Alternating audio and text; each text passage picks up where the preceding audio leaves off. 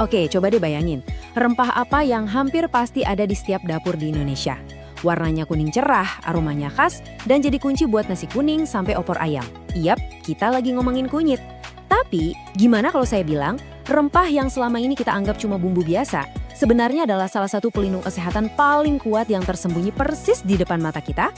Nah, pertanyaan ini nih yang jadi inti pembahasan kita kali ini. Soalnya, di balik warna dan rasa yang kita kenal itu, kunyit menyimpan kekuatan luar biasa yang udah dipelajari berabad-abad dan sekarang makin dibuktikan sama sains modern. Yuk kita bongkar bareng-bareng rahasia si penjaga kesehatan yang mungkin selama ini agak kita remehkan. Oke, ini dia peta perjalanan kita. Kita mulai dari yang paling dekat sama kita, ya, dari dapur. Terus kita bakal menyelam lebih dalam buat ngintip rahasia di balik warnanya yang khas itu. Abis itu kita bakal lihat gimana dia beraksi sebagai pelindung di dalam tubuh. Dan yang paling penting, kita bakal belajar gimana cara ngebuka semua manfaatnya dan pada akhirnya mengubah cara kita memandang rempah ini selamanya. Siap? Oke, bagian pertama, rempah dapur yang dikenal. Sebelum kita ngobrolin yang ilmiah-ilmiah, kita mulai dari tempat yang kita semua kenal banget, dapur. Disinilah kan kita pertama kali kenal kunyit lewat aroma dan rasa yang udah akrab dari kecil. Betul banget, ini dia kunyit yang kita kenal sehari-hari. Warna kuning keemasannya bikin nasi kuning jadi menggoda selera. Atau aroma khasnya yang jadi fondasi kuah kari dan opor yang medok itu. Perannya sebagai bumbu masak sih udah nggak perlu diragukan lagi.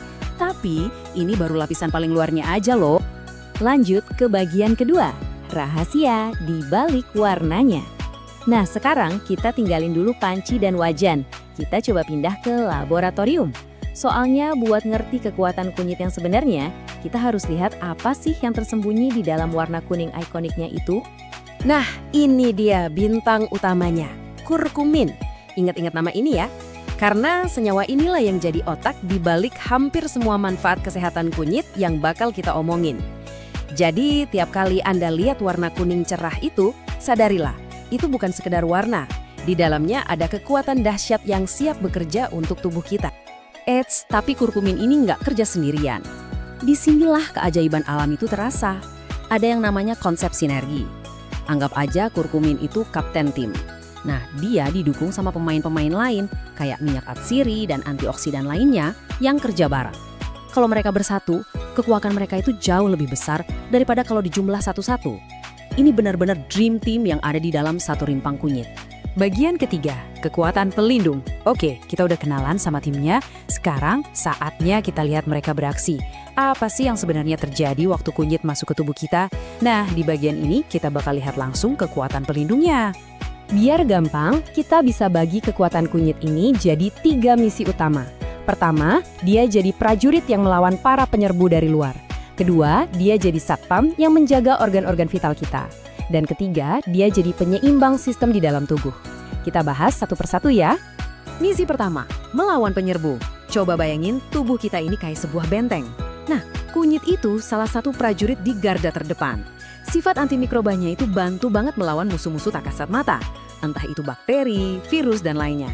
Jadi, pas Anda mulai ngerasa tenggorokan gak enak atau badan kayak mau flu, ingat deh, kunyit bisa jadi salah satu pendukung alami buat memperkuat pertahanan tubuh. Lanjut, misi kedua, menjaga organ-organ vital kita. Kita mulai dari jantung. Salah satu musuh terbesar kesehatan zaman sekarang itu kan peradangan kronis. Nah, kunyit dengan efek antiinflamasinya yang kuat bantu meredakan peradangan ini. Dia juga mendukung kelenturan pembuluh darah dan yang paling penting, melindungi lapisan endotel. Itu loh, dinding bagian dalam pembuluh darah kita yang super vital. Masih di misi kedua, kita geser ke hati.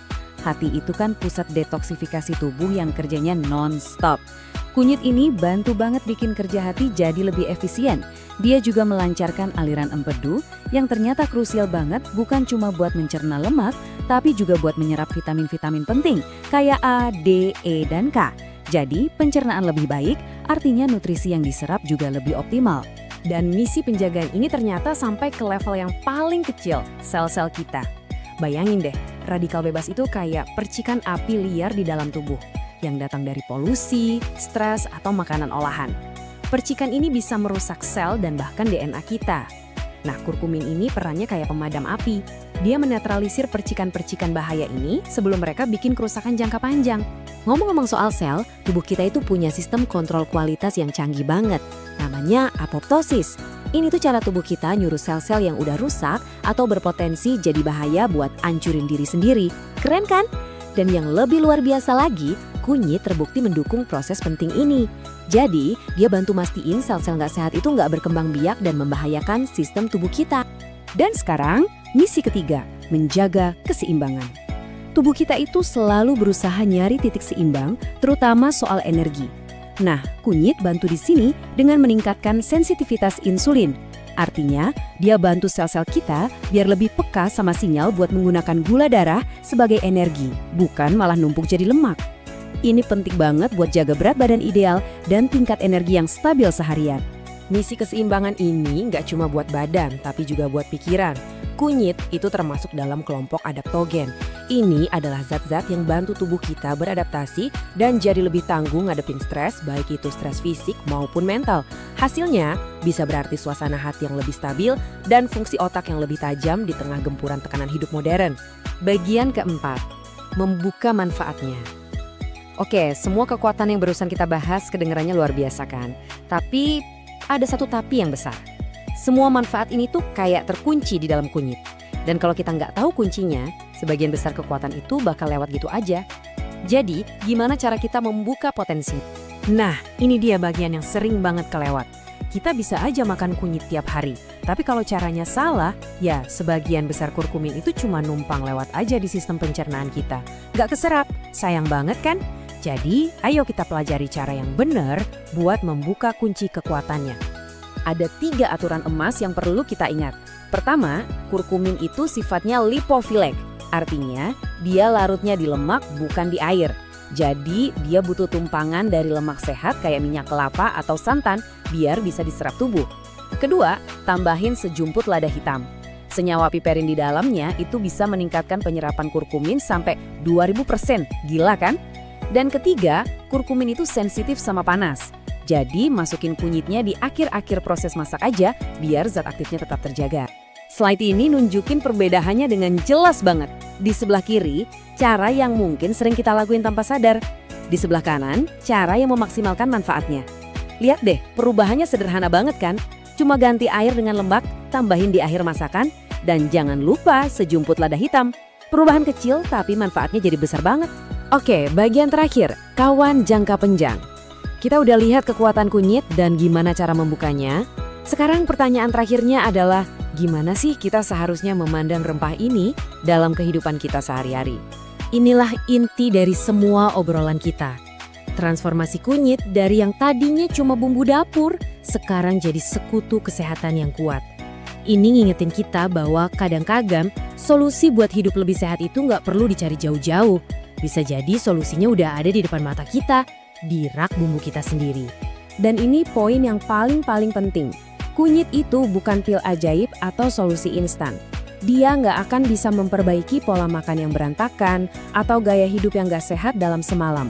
Sebaliknya, anggaplah dia itu sebagai teman setia dalam perjalanan kesehatan Anda, seorang pendukung harian yang kalau digabungkan dengan pilihan hidup sehat lainnya akan membantu membangun fondasi kesehatan yang lebih kuat dari hari ke hari. Jadi, pertanyaan terakhir buat Anda renungkan, nanti pas Anda lihat nasi kuning atau pas lagi masak kari, apakah Anda cuma akan melihatnya sebagai bumbu atau Anda akan melihatnya sebagai pelindung, penjaga dan kawan jangka panjang bagi kesehatan Anda? Coba deh pikirin.